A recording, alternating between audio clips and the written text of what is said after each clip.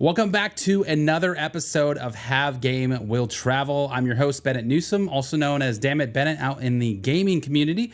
But as the Director of Esports Growth and Development here at Full Sail University, I'm super passionate about exploring the diverse world of esports and gaming beyond just skill level. So whether you're a first-time listener or a returning fan, we're thrilled to have you join us for this virtual journey through the experiences of industry professionals. So get ready to engage with our guests and learn from their perspectives. Also, remember to submit your questions in the chat and we'll get them featured here on the show. But sit back, enjoy the ride as we kick off another episode of Have Game Will Travel with our guest, Connor Alne. Welcome to the show, bud. How's it going? What's going on? I'm so glad to have you here, man. Go ahead and introduce yourself for the audience here. Let them know who you are and what you do. Yeah, so my name's Connor Alne. I go by Coach Alne online. It's a nickname I got from back when I was an esports coach back in the day. So yeah, quick background on me. I grew up in Iowa. I went to high school there. Went to the University of Iowa for college, and that's really where I fell in love with esports. I was big into MLG back in the day, trying to do ladder tournaments and being not very good at it, but I really enjoyed it, and so I started trying to get into esports. My first event ever was with Red Bull back when they started working with Destiny. Yeah. I don't know if you remember this. So they did some Destiny collabs, and I got to bring Red Bull to the University of Iowa to host a tournament, and that was it. Hooked from there. So after that, I maxed out some credit cards at Best Buy, bought a bunch of gaming gear, and started traveling to colleges to host esports tournaments wherever I could. Did that for a few years, graduated college, and then went out to Ottawa University and started up the Braves esports program. So that's where the name Coach Only came from. That was what I turned my kind of socials into, and then from there, kind of two streets went into content and started posting about what college esports is like, and kind of introducing that to the world. And then also, tried to advance my career. So I got to go to the High School Esports League, and I was their commissioner for a little while. And now I currently work with esports coaches and directors from across the country at NACAT. So long-winded, but still slightly short answer of what we're up to. You had quite the journey. Sorry for my dog. He decided that he was going to bark at whoever rang our doorbell. But yeah, man, that is an incredible journey. And, it starts in that world of like back then it's pro gaming. There was no esports, right? That's not what anyone was talking about. Figure it out. Yeah, we're here. No jobs either. Yeah, it was just go do whatever you can, and whatever works. I remember like one of the first gaming events we ever did. I told someone this past weekend, and they didn't believe it. I rented a venue. The venue was all the money in my bank account. So I got 8 volunteers to come with me. We went, and it was a 3-day event. We went and set up the event, slept on the floor of the venue, woke up, set up the next day, and that's how we did it, because it was like, you gotta do what you gotta do. You gotta do, man, and that's a lot of people, especially early on. I mean, I feel like the Puckett's story is really interesting. Like he was there, and they're like, "Hey, why don't you just get on camera and try this casting thing?" And sure enough, now look at Chris Puckett. He's one of the biggest casters out in there in the game. So you never know what's going to happen, and just kind of going for it is always a great opportunity. You mentioned like early on in your career, you talked about setting up LANs and things like that. Would you say that's kind of what initially sparked your interest in this, or did that start somewhere completely different? No, I'm not as good at video games as I wish I was. That's where this started. Okay. So I was really into Call of Duty, Halo, Call of Duty, one of those kids. That's what we all played in high school. And so got into college, started playing, trying to join teams. Like I said, I found out about MLG, found out about game battles, started trying to play, 2v2s and 4v4 variants and whatever I could to compete. And, I was at college at the time. I was balancing them. And the great thing about game battles is you get humbled real quick on how good you actually are. Because again, back then, like especially there was no rank system for those early games. Black Ops 2 finally, this is right around that time. But so there was no gauge of how good you are. You just said, "Oh, I beat my friends, I'm good." So that was my wake up call. But at that point, I was hooked. So it was me wanting to be a pro player, not being good enough, but still wanting to be in the scene, and going to events and just that was kind of what sparked me trying to find my path here. Like we talked about, there were no jobs back then, but there's maybe something I can do to stay in this because I just love the environment of the competition aspect of it. Yeah, the competition side. Obviously, I think you're accurate. You definitely can get humbled real fast, right? And oh, hey, I want to be in this, and that kind of sends off into you like a different tangent, right? Of like, okay, well, I like gaming, I like esports. Like, how else do I get involved? For you, that seems like it started to go down a completely different avenue. Talk to us a little about that first gig that you got in the industry, and how that kind of started to set up the ladder for you. Yeah, so it was a good combination of happenstance, I suppose. So at the time, I was in the process of starting an esports club at the University of Iowa. So I had started to slightly develop a reputation for kind of being that person there. And then also the sponsor. So I was in the entrepreneurial program at the University of Iowa, and they have like sponsors for different people in there. And one of them was the guy who owns the distribution company for Red Bull for the Midwest. So any can of Red Bull sold in the Midwest was his company. So it was kind of a combination of that. He knew what I was up to, trying to get into gaming and starting an esports club. So when Red Bull announced that they were doing this like tour and they wanted to go to college, uh, I got the introduction. They asked if I could help out, and so networking, I guess. That was really it. Yeah, Just talking to whoever. It was at a little like pizza arcade slash bar. Like it was nothing crazy. They brought out, the like backpack systems to set up, and yeah. we ate pizza, did time trials in Destiny, and had a good time. That's awesome. Talk to me a little bit more about the hosting LAN tournaments and the LAN center that you helped create and really kind of start to shape your career in esports. Yeah, so events, I mean, obviously events I think are super important. The competing in person is just a different experience. And so a lot of my motivation was the understanding that there are a lot of other kids like me out there who probably have seen these big events going on. They might not ever make it on that main stage, but they still want to experience that. Right. And so that was kind of what I was trying to deliver. So I didn't have a huge production setup or anything, but I was trying to deliver just a live LAN experience to people who wanted to, who were like me. And so that was the original kind of business model of it. It was, charge a little bit of money for a team pass and just try to get friends to come out, play on stage, and get a competitive experience that they've never had before. So that was the original idea. I don't think I was very good at it because we never really made money, but that was also just how it was back then. Like I didn't Yep. want to charge people too much because I just wanted everyone to come hang out, and so the events didn't really do all that well. So that was kind of what motivated. I was like, okay, what if I just open up like a brick and mortar store, and instead of it being like a LAN center, it's more of a training center for esports. So it's tournaments every single day instead Right. of just rent by hour. So that was my use for all the equipment that I bought, put it in this center, and just start trying to host and try to build the community here. And it worked until the rents shot way up. Yeah. So I got the first year we got a really good deal because I was a student, and we set it up, and it was kind of just break even, and I was spending all my time there, and then the rent like tripled, and it wasn't really going to work out. But uh, and the internet was Yeah. way too expensive for what it was back then. They didn't have fiber back then, so it Yeah. was this business line that was like $300 a month for not very good internet. So, but yeah, again, it was the same concept. I just wanted to get people together to actually play in person and be able to experience, what we were now calling esports, Yeah. this competitive gaming experience.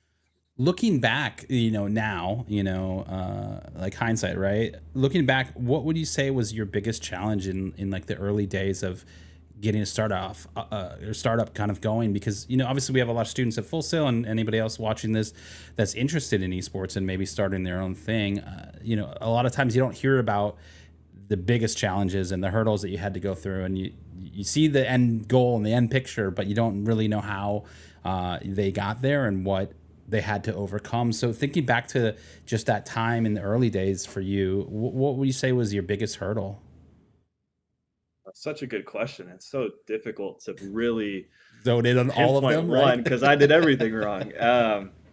You know, oh man, the hardest part. So there's a couple. One, when you're trying to turn your passion into a career, it can be difficult. Yeah. Um,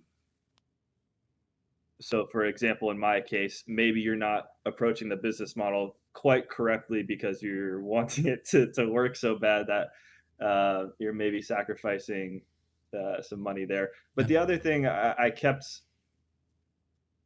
everything is more expensive. The first lesson I learned is everything is more expensive than you think it will be.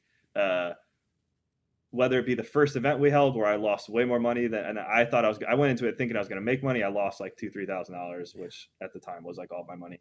Um, with the store, everything costs way more than you thought. Like I just said, the internet was 10 times more expensive than it should have been. Just Yeah. to get a sign out, you got to get city approval, and you got to hire.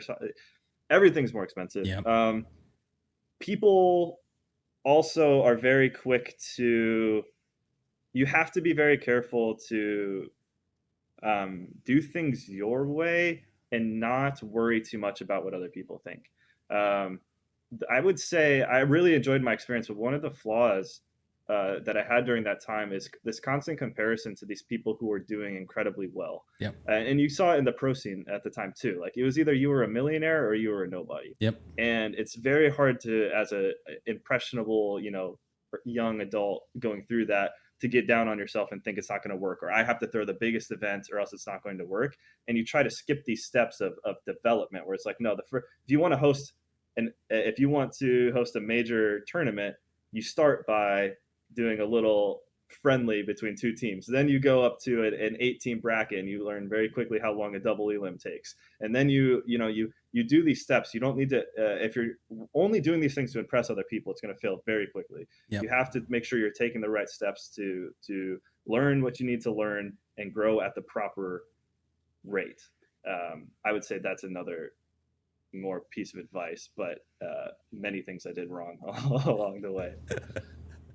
I think that honestly, it's such an important step in the journey of making mistakes, right? Like learning from those real life lessons. They hurt sometimes, right? Like, and you go, hey, that was awful. I definitely don't want to do that again, right? Like, and then you don't. You transition into whatever this next, or you make those adjustments so that you can kind of fail forward, right? Like, hey, that was awful. Next time we do that, let's consider all of the things that we just learned and make it a better experience.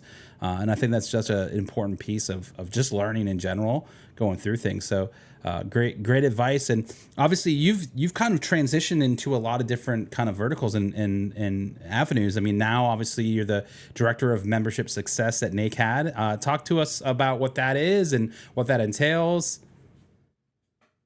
Yeah, so I love NACAD and Division. So I first learned about NACAD when I was a first year college esports coach. 2 months onto the job, I went to their national convention just to learn about what this is. And so what NACAD is, it stands for the National Association of Esports Coaches and Directors, and it is a coaching association to basically give you a network and learning opportunities from other coaches and directors in the space. And I think it's incredibly important because it's all still very new. We're celebrating 10 years of collegiate esports this year. Right. And that might sound like a lot to young people, but to older people, we know that's nothing in the grand scale of things. Yep. And so what NACAD does is brings everyone together to be able to share what we're all doing. And so you can learn from each other and try to bring everyone together to elevate the floor of what it is to be an esports coach or an esports director. So we do that through, live events, and we also do that through online courses and learning. And yeah, I just, like I said, I think it's an incredibly important thing. And so how that kind of all came to be for me was I was just leaving the high school esports league. I took a little bit of time off to write my last book about jobs in esports, and I was ready to kind of get back out there. And I was trying to think of like, what do I want to do in this space? Because as we've kind of talked about, I've had a variety of different jobs, and I thought it'd be fun to be able to try to do something outside of working on tournaments and more on the development level. And so I just reached out to NACAD. Here's a lesson for any students watching or whatever. This job was never posted. Yeah. What happened was I reached out to NACAD and I said, hey, like what you're doing, like I went to your event in the past. Was fortunate enough that they kind of knew who I was just from networking over the years. And I called them up and basically pitched the job to them. I said, I like what you're doing. Here's the things I think we could do better together. And we talked about it for a little while and found a way to make it work. So I've been there for about 2 years now. Nice. We started with kind of more reworking their internal systems, and now it's turned into more of a director level, really managing a lot of the aspects. So this past week we had our 7th annual national convention, and that was basically my full-time job for the last 6 months of getting all that together and planning all that. But yeah, it was a lot of stress, but ended up having a really good time. Yeah, no, I mean, I was just telling you earlier when we were chatting and getting things set up for the stream. I was very envious of my boss, Sari Kylan, that she got to go. I grew up in Minnesota. It looked like you guys had a blast. All the social stuff that I saw looked like a lot of fun at the events. And talk to us a little bit about setting that up. What did that entail? What did that look like? What did you have to do to get? You had quite a crowd, so that's a pretty big event that you put on. Yeah, it was a lot of work. We ended last year with a lot of ideas of what we could do better, and we always survey people, and so we got a lot of good Right. ideas from the membership too. But there was a number of different things we really wanted to try to improve this year. So one of the pieces of feedback we kept getting was to work on the actual coaching development side of things. That we don't want to just hear necessarily about how to start a program, but what does it really mean to be an esports coach? How do you what are best practices for actually delivering a player development experience? How Yeah. do you actually, uh, you know, serve as a real coach for these students? So put a lot of energy and thinking into how do we deliver that at the national convention. It was a priority to try to bring in someone from outside of college and high school, someone from the industry that we thought everyone could learn from. And then another big piece of it was trying to make sure everyone had a more in-depth learning opportunity instead of just bouncing around 30-minute talks here or there. We wanted to make sure we delivered something that was supposed to go a little deeper. And there's ways we can improve it, but ultimately that was the planning of going into this. And so that ended up being very difficult because the first thing we did was trying to get pro coaches to come out, and we thought it would be a really cool experience. That's what people are asking for. I had my hesitations about some of it, because they deal with a lot different things than what college and high school do. Right. But ultimately, it's people are still attracted to like an impressive resume of stuff. So we tried that. Quickly, what I learned was it's like impossible to plan ahead with these people because they don't even know when the next major is sometimes. Right. And so we got a hold of some coaches that we had penciled in and then had to pull out. But ultimately we settled on a really good mix of coaches. One was a prior professional coach. One was a prior professional coach who now works in collegiate, and then just a collegiate coach. So we got a good mix of them. So that was step one. Two was the industry person. So we had to figure out, we sent out a survey trying to figure out if you could get anyone from esports, who could it be? And then, okay, of the people you mentioned, how do we actually book them and can we afford them if they're, a really big name? Right. And so we went through that, and we were talking through it, and I thought of Hitch, and I thought Optic Hitch was a really good name. Someone who, again, came up not as a pro player, but as someone maybe more along the lines of our audience who came up, just made it work, and has a really good story. I had a friend who had a friend of a friend connected me with his manager, and so that was a big piece to get him on board and get him excited about it. And then, the final piece was just getting people excited. So one of the things we did really poorly, and this is something esports people can learn in the past, people book last minute for everything. Yeah. Esports tournaments, esports events, everything. Yeah. People book last minute, and it's absolutely terrible for the event planner because usually we have to, you put catering in at least 2 weeks out. Yeah. So, and then we're getting all of our registrations the last 2 weeks. It's like, how do you plan that? So I wanted to make sure we did something to solve that. So we did an incentive program this year. So the first was the first 50 people to register gets a free jersey. That went over way better than I expected. People were Nice. very excited about that. So we Yeah. made a jersey. First 50 people register, you get it for free. Once that closed, we then announced that we're doing custom trading cards. Okay. So this one was you have to register by, I think it was May. It was like a month and a half out to get your custom trading card. That went over way better than I anticipated. People were loving that. And the side effect of it was actually really cool because not only did we get people to register way ahead, but then people were really excited about it and were posting it on like social media and stuff. So it ended up being a really cool marketing exercise for us that kind of solved two things on accident, because I really just wanted people to register ahead to make my life easier.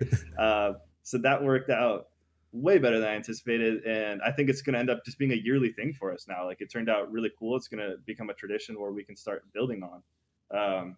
So this was a very long answer, but those were the three things that I thought were really important going into this: making a schedule that's actually attractive to people, and making the national convention a premium product that people are going to, because budgets are tight. You only get to go 1 or 2 of these a year. Right. Why pick ours?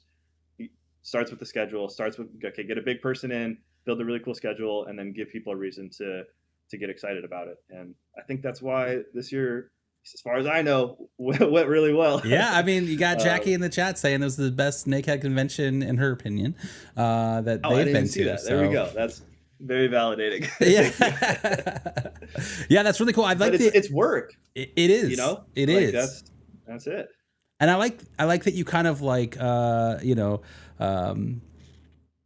have these editions of the ticket, right? Like, hey, if you get in, you get this, and then if you do it by this date, you get that. Like, that's a cool thing. Everybody loves a good takeaway and souvenir, if you will. But like, when you build it into that, I think that's a really smart idea and like that. Well, and it proves that, like, it's human nature. Like, everyone does early bird deals, and I'm not hating on them, but the trading cards cost us like $3 or something like that. Like, so you give people something they're excited about, and something that's actually unique, versus early birds kind of work, but they don't really work. Usually the last tier works. The first tier works a little bit, and then the last tier maybe works. But people, I don't know, like that, people's minds, especially with something that maybe they're not paying for out of pocket, that the school is paying for, right? Where $20 really doesn't move the needle for them because the school's paying for it, right? But if I can get free trading cards, I'm gonna be on it and get my AD that slip or whatever. So yeah, I think it just takes a little creativity, and it can go a long way. Absolutely, yeah. No, I like that. And we talked earlier about like the kind of these different like parallels that you have, and one of them you mentioned earlier was becoming an author. And so you wrote 100 Jobs in Esports, which is tell me you had one. Of course I have one, brother. Which is a great book. Definitely recommend you guys check it out.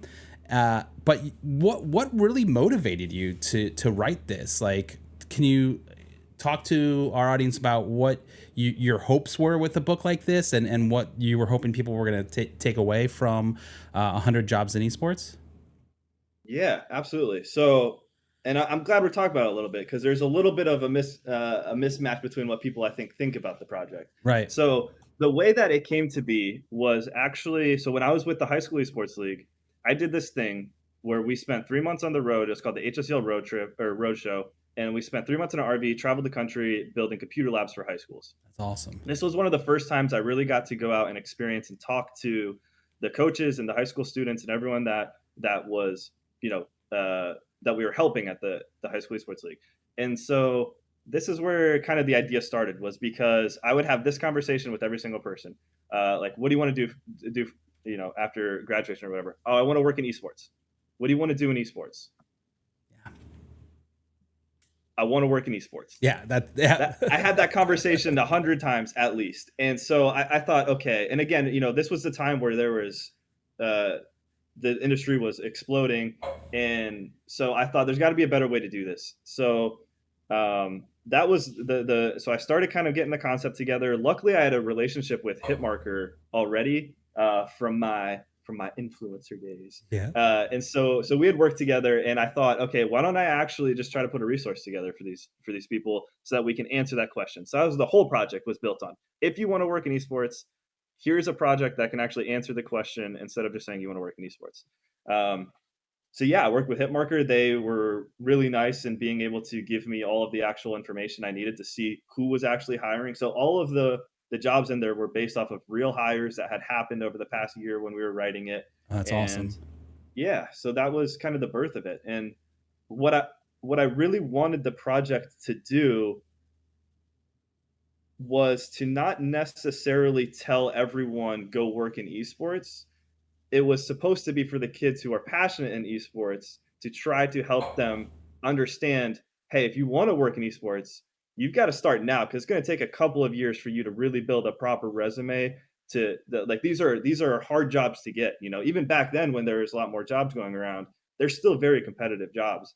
And so that was a lot of the motivation too, was to try to catch these kids earlier and understand if this is something you really want to do, you got to start building that portfolio now. You got to start working on these skills. You might have to go to college to go do this, or you might have to do an internship for this to try to get them thinking about that to prevent this. Okay, I'm ready for a job. What do I do? Oh, I have no experience, and now I can't get the job that I want. You know, Yeah. um, so that was a lot of it.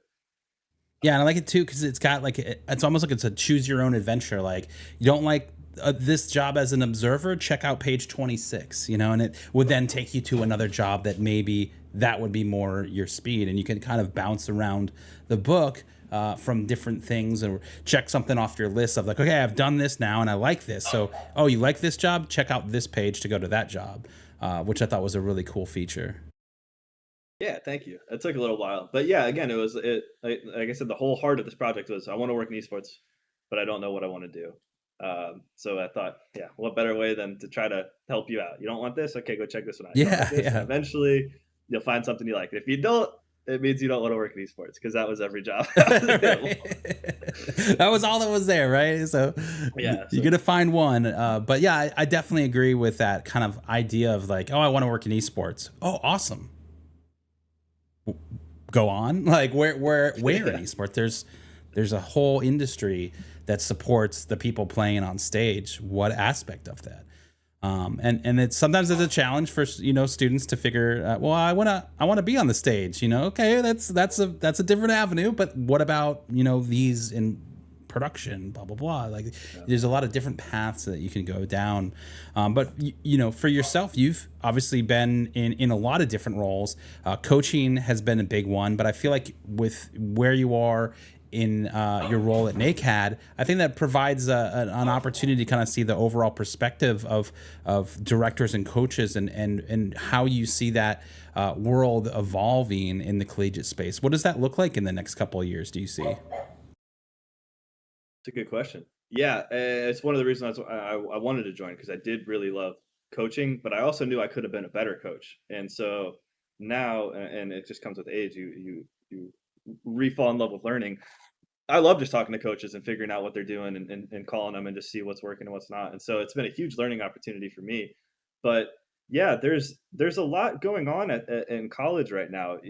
I would say we're starting this next, well, literally like this next decade with a little bit of transition. Like it's been around long enough now that just having a program and just having a scholarship is not necessarily, it still helps out a lot, but what we're seeing is people not only being pushed to the next level, but people still trying to figure out a way to differentiate themselves. People are still getting burnt out. People are still maybe not delivering the experience that their kids are expecting. And I think that's one that is, if we want to think about things we need to work on as an industry, not to be not negative, just like here where we're at, where we're going to be at in the next 10 years.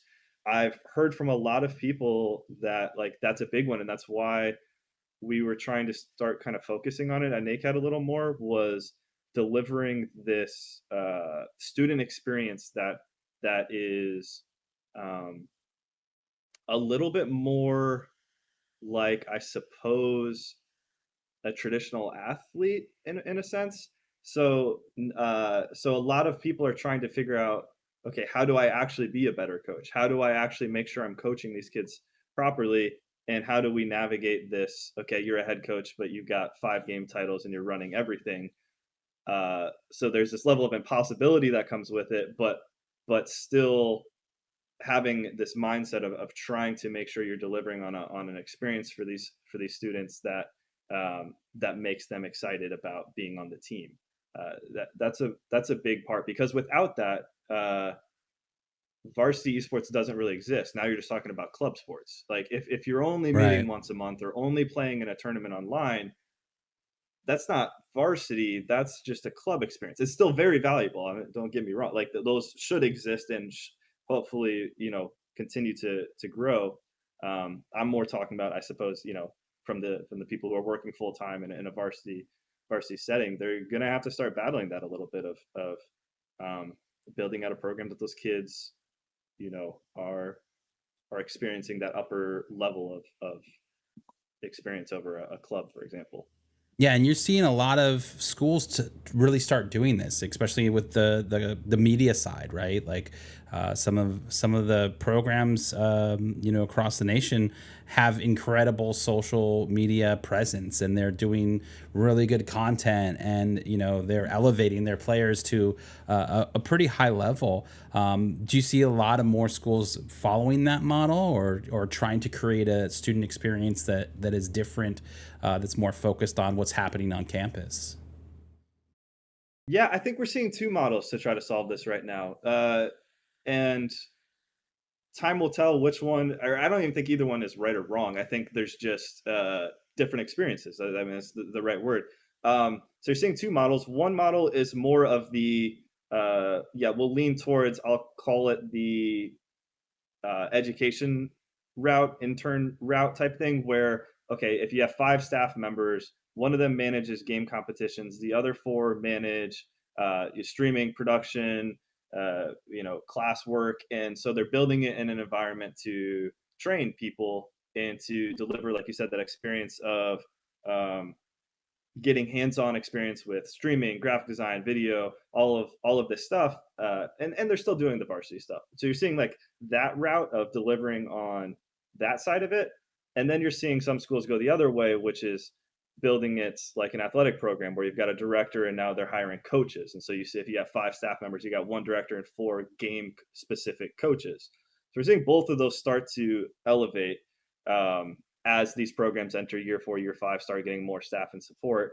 And so, yeah, I think that's the 2 routes that we're seeing people go down. You've got a more competitive focused route where you're now getting JV teams or 3, 4 teams of the same game working their way up and building that out, or you're going the more student experience or internship type of Yeah. experience for those students. So um, yeah, like I said, I'm not hating on either one. It's just that's the environment that we're in right now. Yeah, and I think you're absolutely right. I mean, there's a lot of avenues that schools can take when they focus on esports. Like, hey, how are you? What is your main priority going to be? And like a well versed, I think is always a great option. Hey, we're gonna do a little bit of everything. We're gonna have a competitive side. We're gonna have a content side. We're gonna have a career and event side. Like those things are all really important in that experience. So, talk to me a little bit about your time at Braves Esports in Ottawa, or at Ottawa University. Yeah, it was. Man, I have a lot of happy memories. It was certainly a turning point for me. I think personally, it was a really cool opportunity to where I was able to build something that I wanted as at college. I was not that much older, but I was out of college now, and it was this kind of almost blank slate to be able to build something that can deliver what I was really wanting. And so it was a really, really cool experience to be able to build an esports arena, recruit students to compete, start actually competing, host a couple events live there, and just really get an opportunity to basically how we modeled it. The original slogan was building an immersive esports experience. And so we really tried to model it like a small esports org type of thing, where we had a stage we could play on, where all of our matches were played on a stage where people could come watch. Now, not too many did, but they could, They could. like, Yeah, it was an option. it's still intimidating. You had the lights on you, you got the fog machines, Yeah. you're playing on a, and so that was the whole thing. Was build this esports experience to where I know full well that most of these kids aren't ever going to go pro. Some of them might, but not all of them will. But ultimately, I want them to be able to look back on this time the same way an athlete would look back on playing on a football field and go like, that was a really amazing time. Like I got Yeah. to meet friends, got to do this thing, and so that was really important to me. That aspect of building this thing that I thought kids would be proud to play on this Yeah. stage, and no matter what, they're going to look back and enjoy this time. So that was what was really important to me. Like I said, ultimately, I didn't end up staying there as long as I probably wished I could have. It was sort of a combination of things that had happened uh, to me kind of moving on from that job, but Right. they ended up doing really well. Like the year I left, I left with a really good class recruited, and some really good teams there. And it's cool to see it still go on today to be kind of they've got pretty solid teams in a lot of different games, and you kind of see them popping up on rankings and different things as Yeah. this little college in Kansas. So it's cool to see that that's still going to and succeeding, which is cool. Yeah, they live on, and they keep growing and doing cool stuff, which is awesome. Obviously you've had like such really cool jobs and your journey is really unique, because you've been helping people along the way in a lot of different capacities. What are like some strategies that you have kind of developed to help students or young professionals realize their potential in esports? Such a good question. I mean, that was a lot of the motivation behind starting to make content. Yeah. Like, that's probably where you're going with this. But a lot of it was this simple. A lot of people don't know what's going on. Let me just tell them what's going on. And it doesn't sound like exciting content, but yeah, I thought way more people need to learn about what's going on here. And now that we're at this point in esports where people have worked in it for a little bit, we've developed a little. There's still that not that much being shared. Yeah. And so, yeah, I turned to making videos to try to talk about it and educate people. And that was where a lot of my early kind of success came from, was sharing tips, tricks, this or Yeah. that. The first like viral video I ever had was just a video talking about how to find scholarships for Yep. esports. Like Yep. that's, you would never tell someone that that's a video that would do like when you think of viral video ideas, you would never say how to get a scholarship Yeah. playing esports in college. Like, but and that was the beauty of it. I wasn't trying to go viral or whatever. Like I wasn't trying to do that. I was just trying to share what is out there because I know Yeah. kids would be interested. Yeah, and what 3.8 million views later, it got out there. A lot of people probably Crazy. learned how to get a scholarship to go play video games. Like that's a huge deal.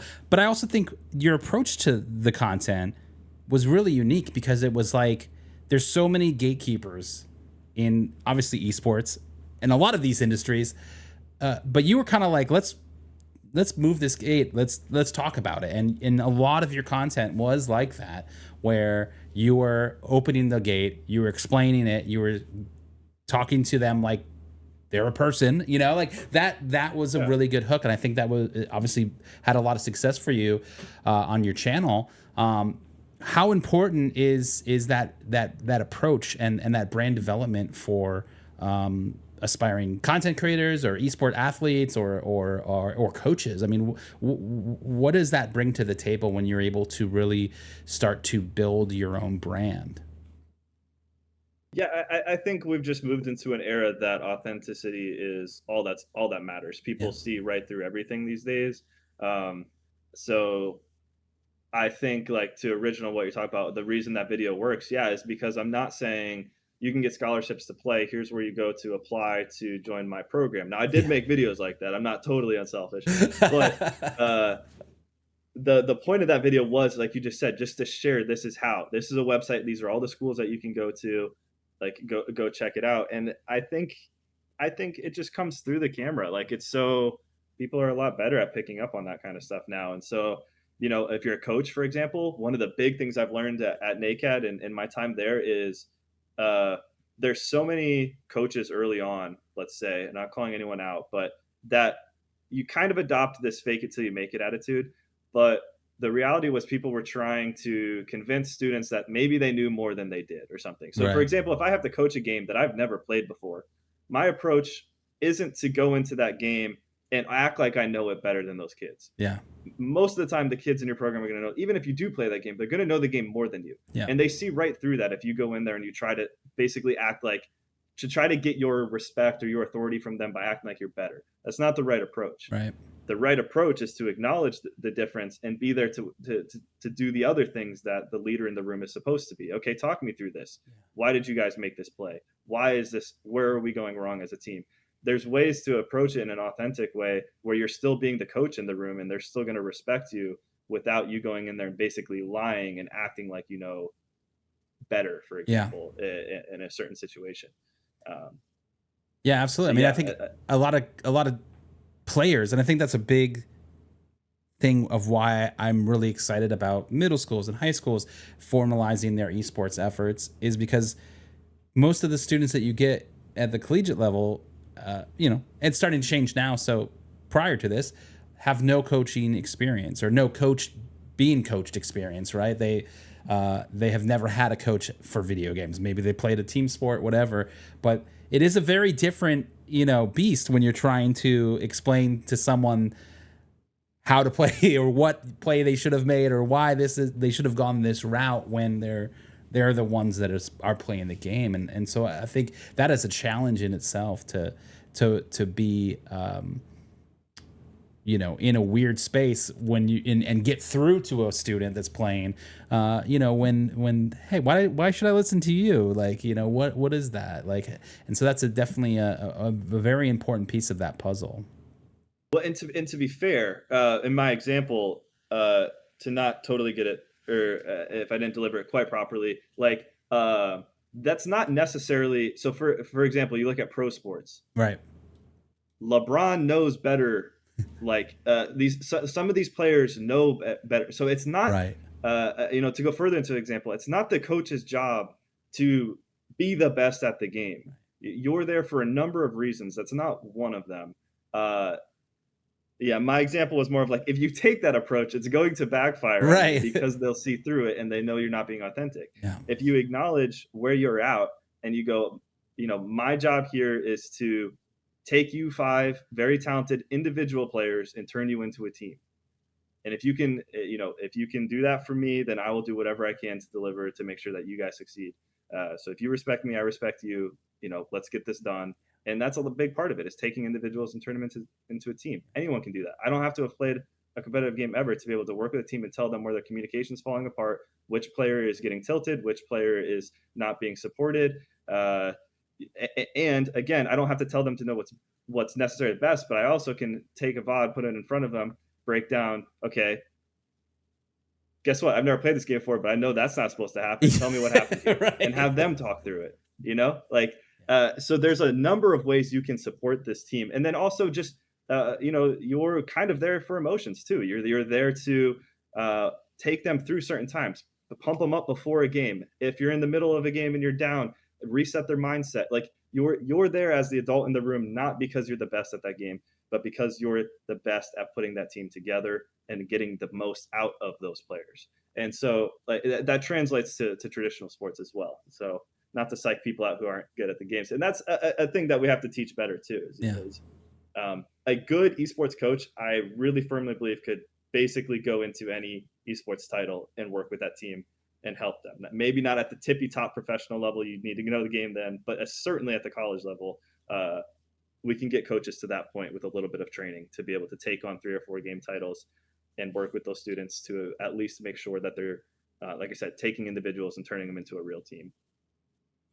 Yeah, no, absolutely. I definitely agree with what you're saying on how you don't have to be the pro and extremely knowledgeable about every single aspect of the game, but you have to know how to be a coach, right? And that's such an important part of that. And for you, you've kind of gone through all of these different levels, right? Coach, then the commissioner of the high school esports league, then you moved on to obviously NACAD. This gives you a really well-rounded kind of approach to esports in general. So I think my next question for you is more about the misconceptions about careers in esports. Is there anything that you have that you're like, okay, this is something that I had seen a lot about people not understanding the career aspect of esports that you'd love to dispel? Mm. Ooh, that's tough. I know what I kind of want to say, but it's a little bit of a dicey area. Okay.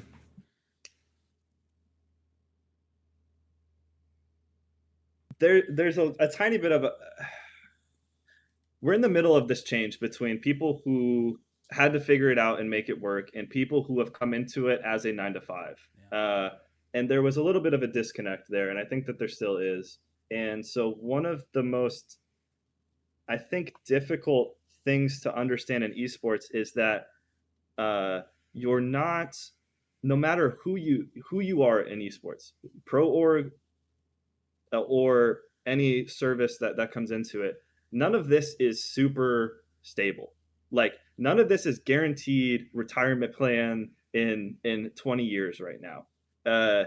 And you have to be understanding that there's a little bit of that risk into it. Right. And the reason I kind of start by scaring you is because you need to have a little bit of that to know how difficult it's going to be to really make a strong career in this work. And I think that's motivating. I think that's important to have going into it.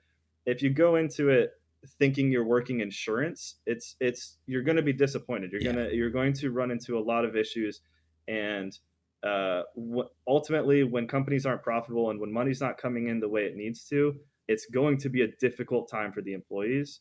That's not to say that there weren't very bad managers and very bad people working in esports. I get that out of the way. There were that was a lot of issue, but I'm saying there's still situations in which you do have a good manager or a boss, but you're going to have to flex on tasks, or you might get called in and go, we don't need this job anymore. We need this one. Yeah. And you either roll with it or you don't. And it's tough. The reason I said it's dicey is because I'm not advocating for that to be the way things need to be, but that is how things have been. Like, and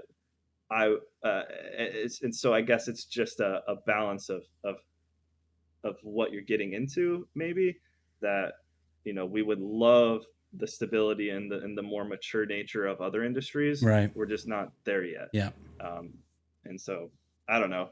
I think I'd dial that down. I don't think that was too dicey. No, it was good. It was good. I liked it. I think that because of what has been established and what has been building, it is a challenge. You have some people that are coming in and they have a vision for what they see it as, and there could be a different vision that is the goal, right, from the program itself. But you're coming in, oh, I've got a great vision, right, and it's figuring out the way to manage that and marry those two together. I think is going to be helpful for anybody new coming into the where it is established now, right?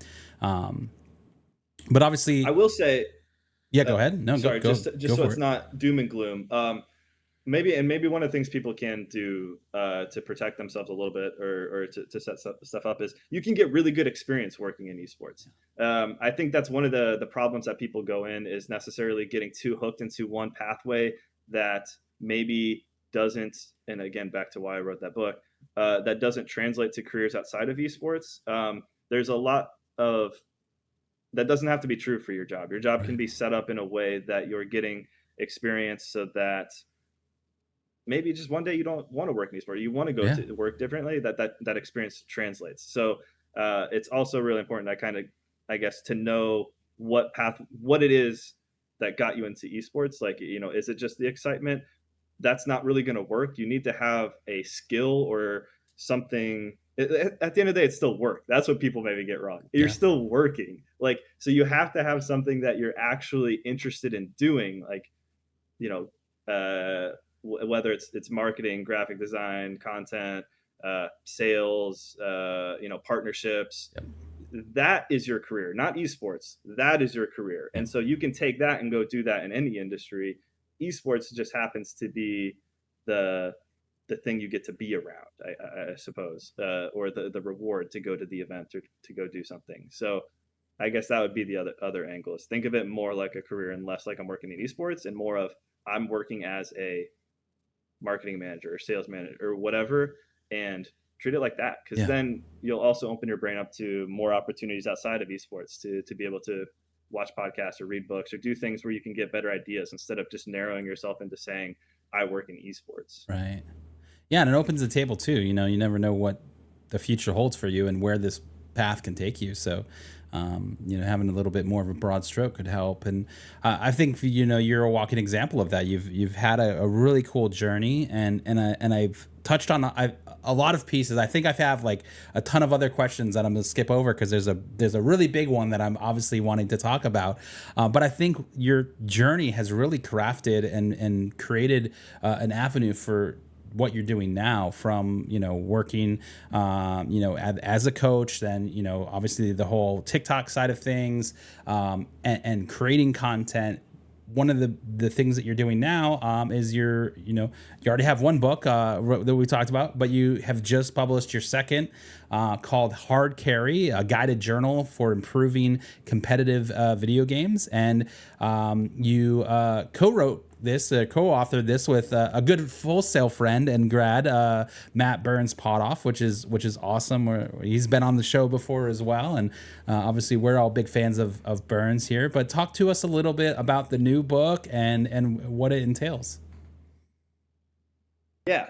So this is another thing where I just like to have my projects, and so this one stemmed years back. So I'm always trying to work on something, and so this one really came from a little bit of how we opened up talking about this, where I'm talking to college students, and coaches and different people, and then I kind of got into the high school scene, and I started getting to kind of see more behind the scenes with schools and different stuff, and there was a lot of mystery around player development, Yeah. what that means and what you're supposed to be doing and how do I work with these people. And we had a spectrum, especially at the high school range. You have the spectrum of people who are just view themselves as a club sponsor, who don't do anything other than sign them up for the tournament and let them play, all the way to people who are doing their, they want to get involved, they want to do the most, they're coaching, and they just want to know how to do it better. And so wherever you're at on that spectrum, at the end of the day, I thought there should be an easier way to make sure you're delivering something that allows for a kid to go through a season and playing your sport and leave it feeling like they improved and that it was worth their time. And so that was the beginning of this. So what this is a 8-week guided journal for improving at any competitive video game. And what we wanted to focus on is what is the foundation of improving at esports, and how can you break that down so that a student, or really anyone, Yeah. can almost walk themselves through what they need to be developing as far as the habits and exercises to be able to improve, so that you're treating your time on your esports team more like practice and less like gaming. That you're delivering proper structure to it to be able to think of it as practice, to kind of give yourself a break from just mindlessly playing and really focus in on what am I doing this match? What's my focus area? What's the team's focus area? All right, you finish that. Take a break after you finish the match to record how you felt it went. So then the next day when you do a review of it, you can go back to see how you were feeling or what happened and take that into account. So it's these little breaks throughout your time, whether it's a scrim or just a ranked game online, to be able to make sure you're processing it properly from a player development standpoint.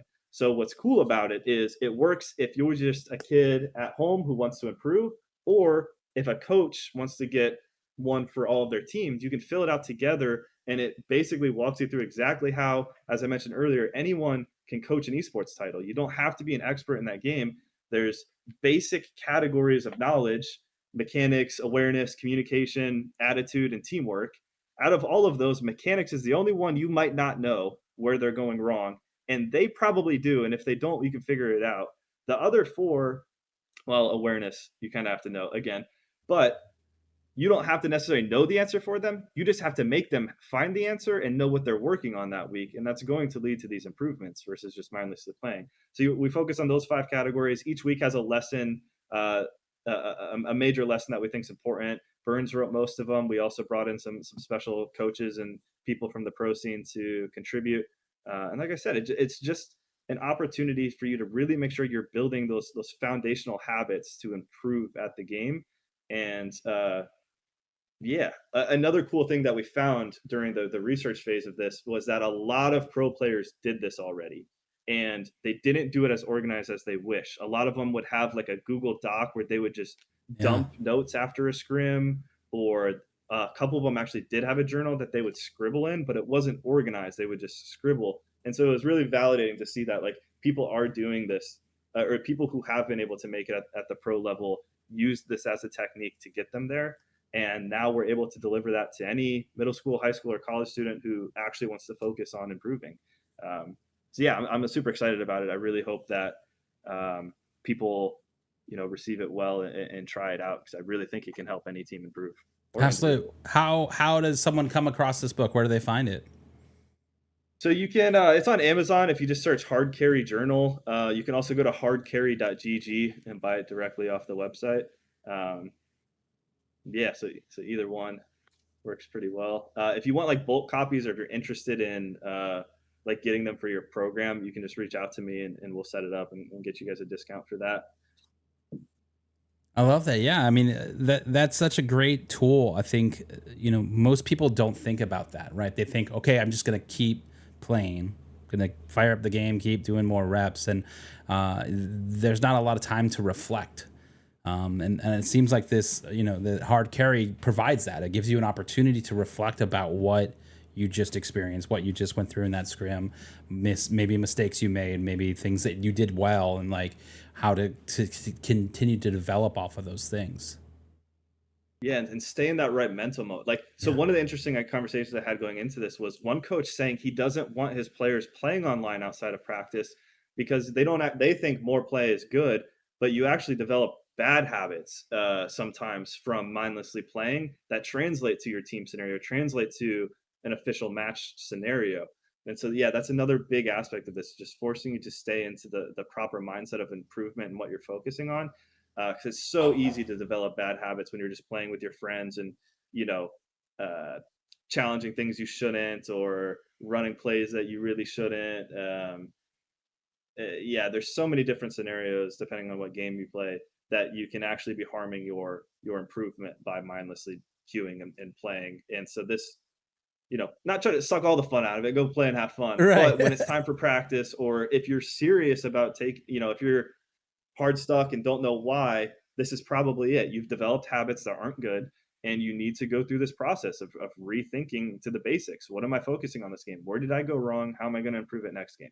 Where did I go wrong? How am I going to improve it? Like, and within those 5 categories. So, yeah, I think there's a lot there for people. Absolutely. Well, Connor, thank you so much for joining us here on the show today. I wanted to give you a little opportunity to shout out your channels, where people can find you, where they obviously we talked about the books, where you can find those, but go ahead and give yourself a little shout out. Yeah, if you want to come say hi, or talk to me about anything, all my social medias are just Coach Alne. So if you search that, you'll be able to find me. I'm really active on Twitter these days. That's probably the best place if you want to like send me a message, or say hi. And yeah, I just really appreciate it, Bennett. This was fun. Like I said, I don't do live streams. This is the first live stream I've done in like years, but yeah, it's been really good. Thanks for having me. Absolutely, man. And well, I'm excited to check out Hard Carry, and obviously, I'm glad that you were joined us for the live stream. I think this is gonna kick things off for you. I'm excited to see the content that you're gonna start putting out. And thank you guys for watching. Have Game will travel. We'll take a little break for the holiday, but we will be back. If you ever have any questions, you can watch the YouTube channel, Full Sail, on YouTube, and you can watch all of the episodes of Have Game will travel. But we will see you next time. Thanks for watching.